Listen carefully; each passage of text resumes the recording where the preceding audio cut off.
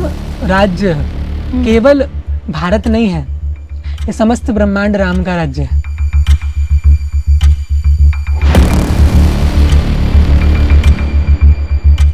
राम राज्य का अर्थ महात्मा गांधी के राम राज्य का अर्थ नहीं है। राम राज्य का अर्थ है दुष्टों को दंड और सज्जनों का पालन। हिंदू राष्ट्र से या राम राज्य से यह तात्पर्य है कि सब मुसलमानों का जो है बहिष्कार कर दिया जाए, सब मुसलमानों के साथ अत्याचार कर दिया जाए, सब जो भी हिंदू नहीं है उनके साथ अत्याचार। ये तो बड़ा मूर्खता वाली बात है।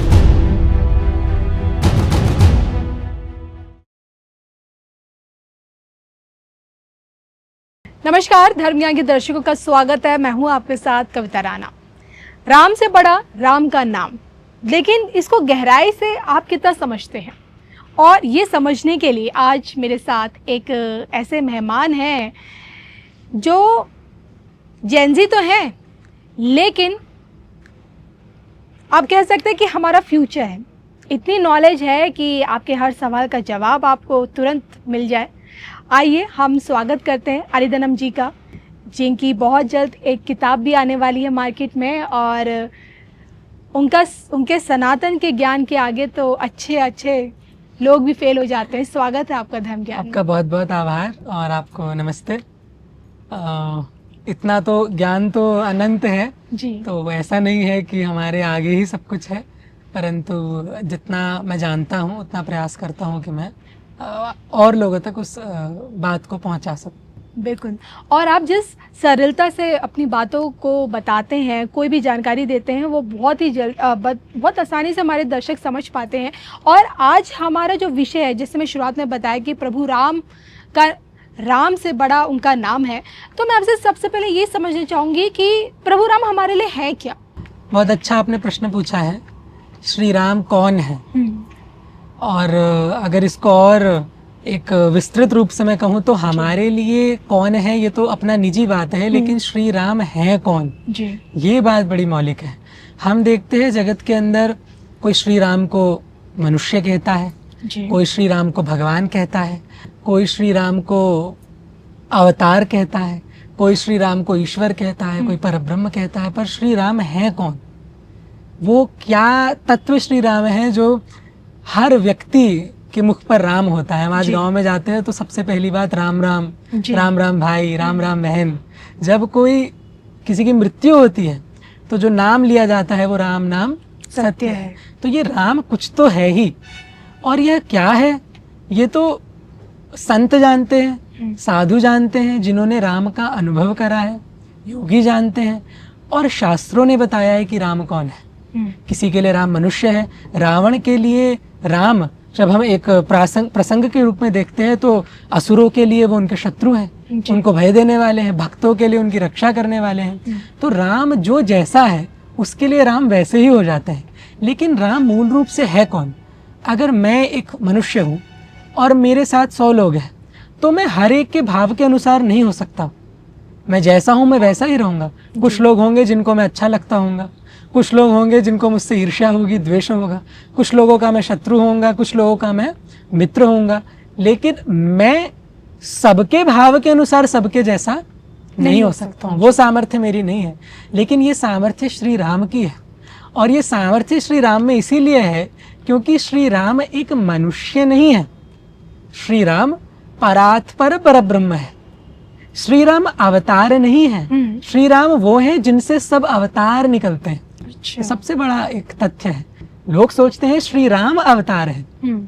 श्री राम वह है जिनसे सब अवतार निकलते हैं। वो करुणावश आते हैं, उनसे अनेकों अवतार निकलते हैं, अनंतों स्वरूप भगवान के निकलते हैं, परंतु उनका मूल जो है, जगदीश्वर जो है, वह श्री राम है। वह किसी की कला अवतार नहीं है, किसी के अंश के अवतार नहीं है, किसी की शक्ति के स्वरूप नहीं है। वह स्वयं परब्रह्म है, स्वयं परात्पर परब्रह्म है। तो उन्हें भगवान विष्णु का अवतार भी तो कहा जाता है। जी, कहा जाता है, परंतु शास्त्रीय दृष्टि से और राम भक्ति के जो संप्रदाय है, जैसे कि अगर मुझे विधि का ज्ञान लेना है, जी मुझे लॉ पढ़नी है, जी तो मुझे लॉ के ग्रंथ पढ़ने पड़ेंगे।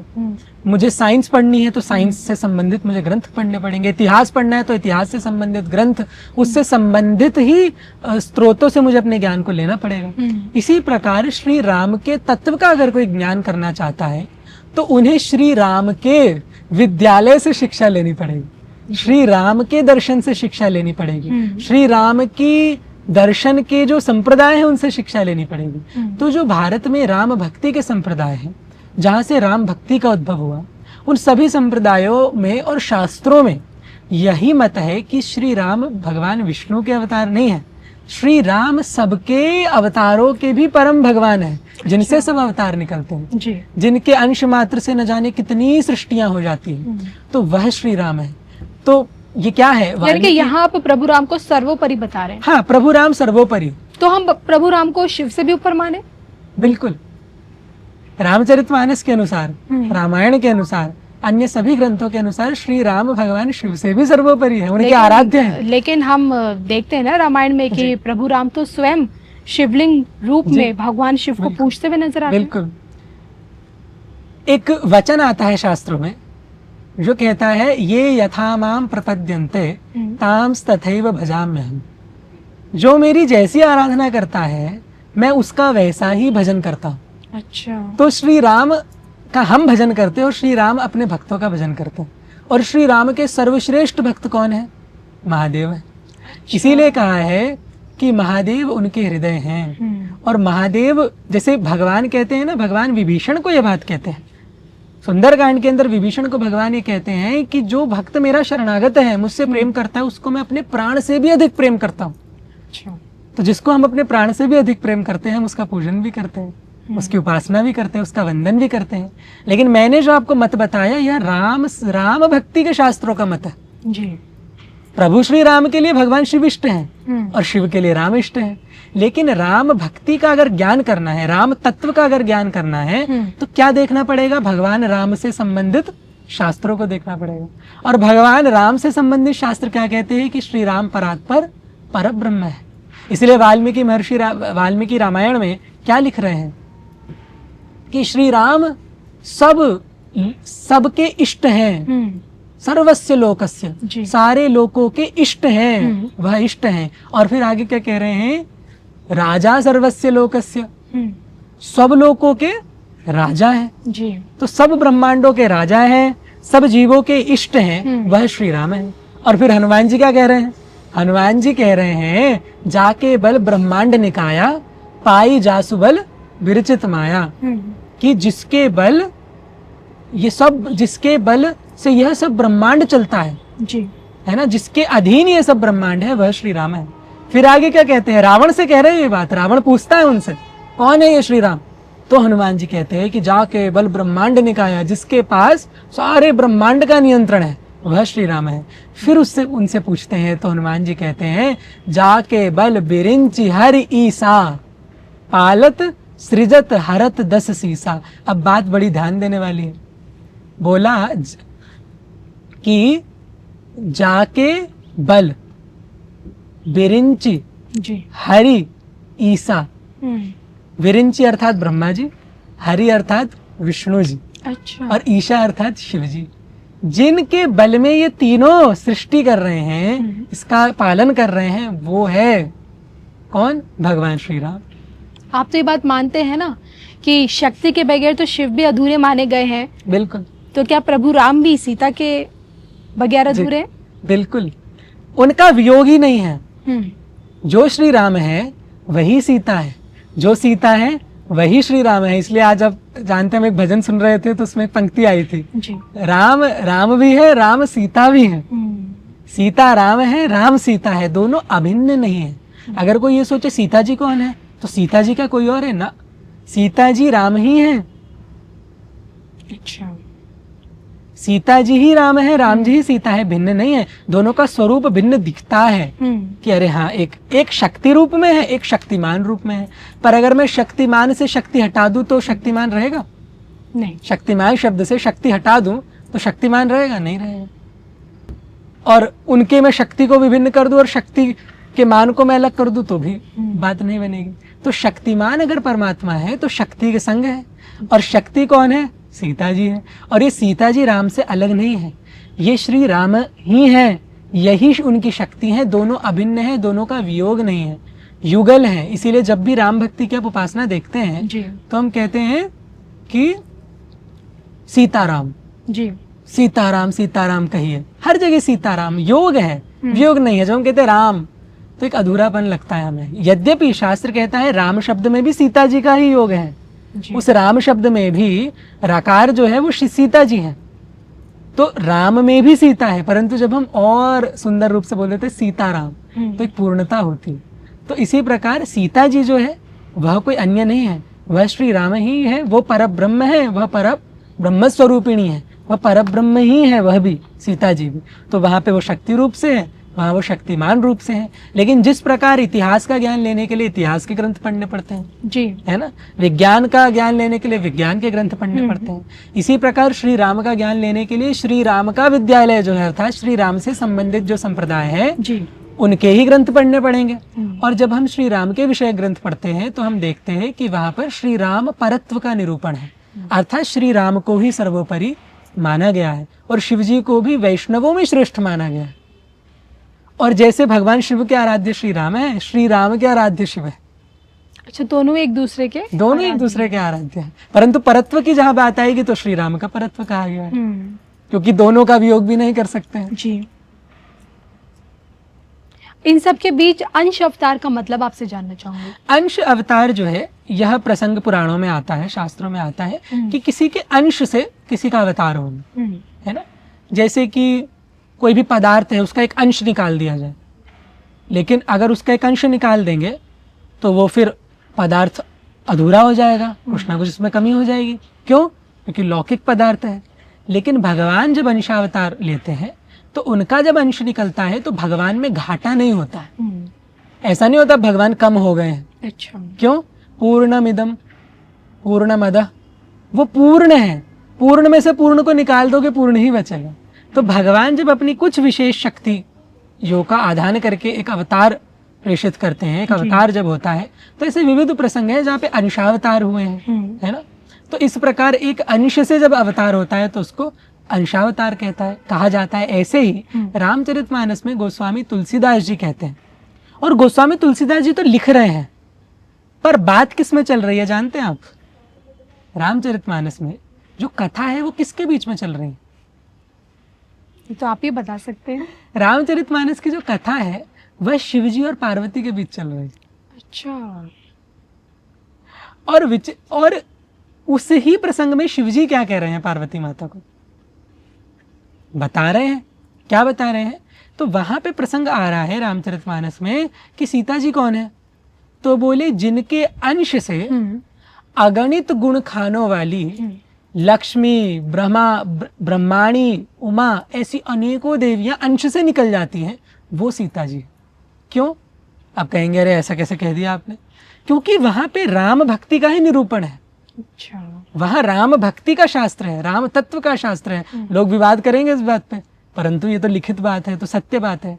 सीता जी का ही परत्व कहा गया है, उनको ही सर्वोच्च देवी माना गया और श्री राम को सर्वोच्च देव माना गया, है ना। परब्रह्म और परब्रह्म उनकी शक्ति श्री सीता जी, दोनों को संयोग है, सदा युगल है, अलग नहीं हो सकते, ये एक ही तत्व है। और यह क्या है? इसके लिए श्लोक आता है कि शांतम शाश्वतम अप्रमेयम अनघम निर्वाण शांति प्रदम ब्रह्मा शंभु फणीन्द्र सेव्यम अनिशम वेदांत वेद्यम विभुम रामाख्यम जगदीश्वरम सुरगुरुम माया मनुष्यम हरिम वंदे हम करुणाकरम रघुवरम भूपाल चूड़ामणि। इस श्लोक में सब कह दिया। किनके द्वारा पूजा हो रही है इनकी? ब्रह्मा जी, रुद्र, शेष जी सब पूजन कर रहे हैं। और कौन है ये?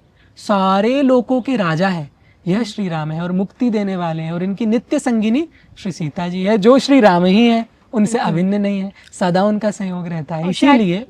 इसीलिए भारत के कण कण में, चाहे आप उत्तर जाइए, चाहे आप दक्षिण जाइए, चाहे आप पश्चिम जाइए, चाहे आप पूर्व जाइए, हर एक व्यक्ति के मुख पे श्री राम का नाम आज भी अमिट छवि छोड़ी हुई है, श्री राम की, और सदैव रहेगी। ये सदैव रहेगी। श्री राम कथा के विषय में शास्त्र कहते हैं कि जब तक सूर्य चंद्रमा रहेगा तब तक श्री राम कथा का नाश नहीं होने वाला।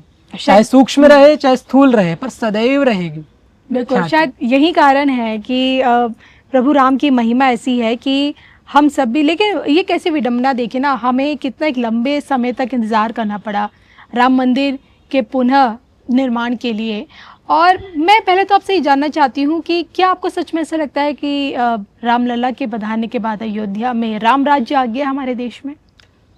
देखिए, एक बड़ी अद्भुत बात तो ये है कि विश्व के इतिहास में अनेकों स्थान ऐसे हैं जिनको उनके मत से हटा करके उनको बदल के कोई और स्वरूप उनका लाया गया। जैसे आप इजराइल में देखते हैं, यहूदियों की, जिसे हम वेस्टर्न वॉल कहते हैं, वह जो स्थान है वह यहूदियों का मंदिर हुआ करता था, पर आज वहाँ मंदिर नहीं है, वहाँ पर मस्जिद है। और इतने वर्षों बाद भी यहूदी उस स्थान को वापस नहीं ले पाए।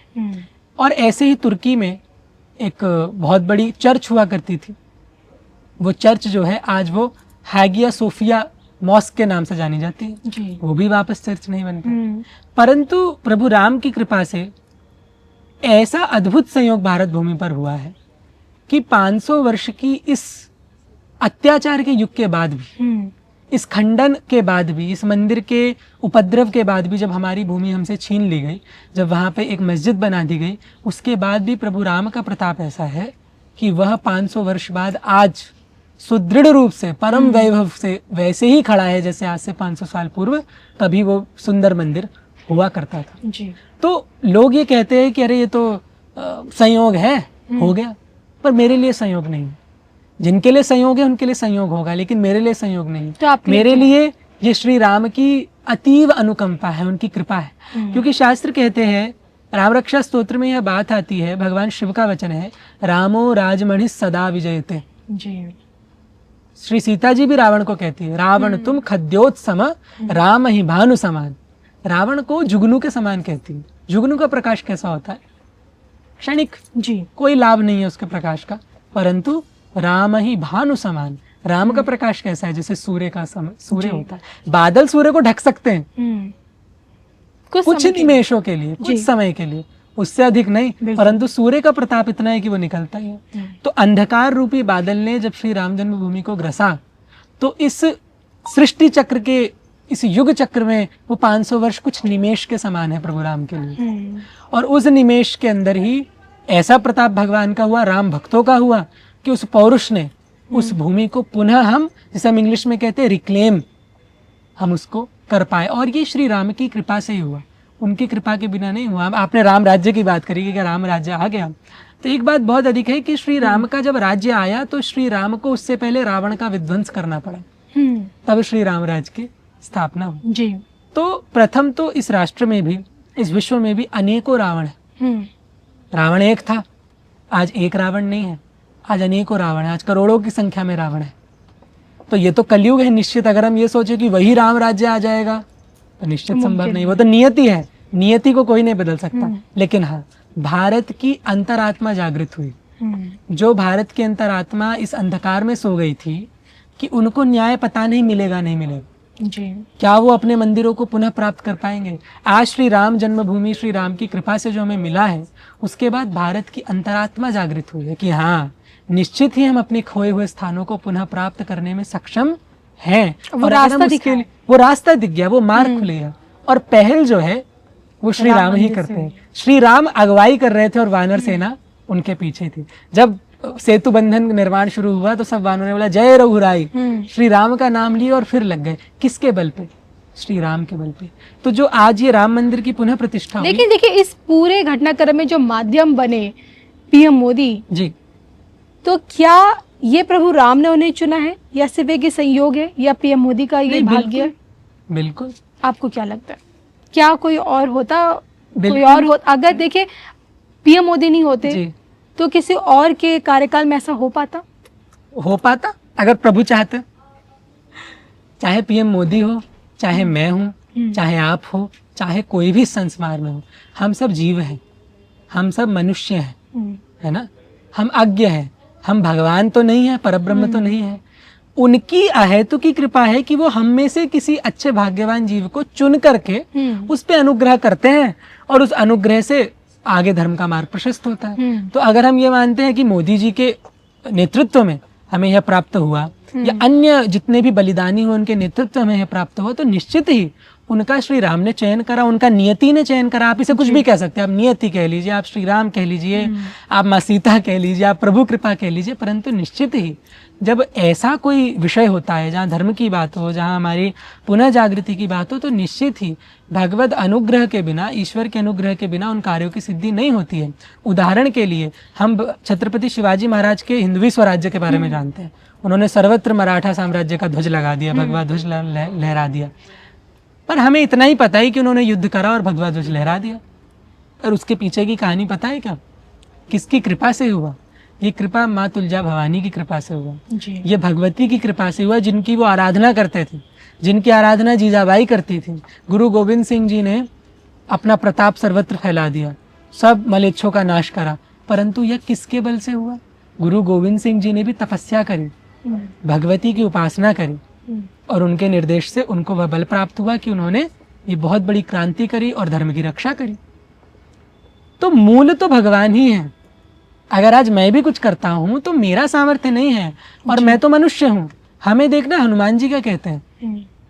हनुमान जी रामचरितमानस में एक बात कह रहे हैं। वो कह रहे हैं, नाथ न कछु मोरी प्रभुताई, मेरी कोई प्रभुताई नहीं है, जो कुछ है वो आपका है, मैं तो माध्यम हूँ, निमित्त हूँ। ये किसके वचन है? हनुमान जी। तो जब हनुमान जी भी कह रहे हैं मैं निमित्त हूँ, तो हम तो उनसे पता नहीं कौन सी श्रेणी में आते हैं। तो हम भी निमित्त ही हैं, परंतु मूल कहाँ है? मूल प्रभु है, मूल ईश्वर है। उनके अनुग्रह के बिना ऐसे कार्य संभव नहीं होते। तो चाहे मोदी जी हो, चाहे योगी जी हो, चाहे और कोई भी हो जो धर्म का कार्य कर रहे हैं या धर्म की जागृति का नेतृत्व कर रहे हैं, तो निश्चित ही ईश्वर की कृपा से ही वो ये सब कर रहे हैं। तो यानी कि आप मानते हैं कि राम मंदिर निर्माण के बाद ही पुनः हमारे देश में धर्म की जागृति हुई है। निश्चित, जो सोई हुई अंतरात्मा थी, जो सोया हुआ हमारा स्व था, वो जागृत हुआ है कि नहीं, हम पुनः अपने वैभव को प्राप्त कर सकते हैं। यह जागृति हुई। लेकिन इसी जागृति के बीच हमने ये भी देखा कि विपक्ष ने जिस तरह कहा कि अयोध्या ने तो जो प्रभु राम को लाए उन्हीं को हरा दिया, मोदी जी को 24 में। लोकतंत्र है। अगर वो ये कह रहे हैं कि उन्हें हरा दिया, तो क्या प्रभु राम अयोध्या वासी हो गई है क्या? और क्या अयोध्या बस वो रामकोट का इलाका है क्या? रामकोट कितना बड़ा है? आप अगर अयोध्या गए हैं, जितने भी मंदिर अयोध्या में है रामकोट के परिधि में है। श्री राम का जो पुरातन किला था उस कोट की परिधि में है। वो कितना सा है? छोटा सा रामकोट है। अयोध्या उतना तो नहीं है ना। अयोध्या तो एक बड़ा, एक पूरा इलाका है, एक स्थान है। वहाँ पे अनेकों लोग, वहाँ हिंदू भी रहते हैं, वहाँ मुसलमान भी रहते हैं, वहाँ बहुलता के विभिन्न लोग रहते हैं।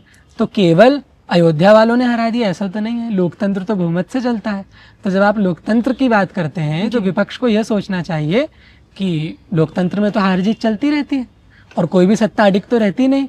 तो अगर ये विपक्ष कहता है तो उनको सबसे पहले स्वयं देखना चाहिए कि उनको तो अयोध्या वासियों ने, अगर आप कहते हैं हरा दिया, तो उनको तो फिर पूरे देशवासियों ने हरा दिया। चलिए, इसे राम राज्य में क्या हिंदू राष्ट्र की परिकल्पना की जा सकती है?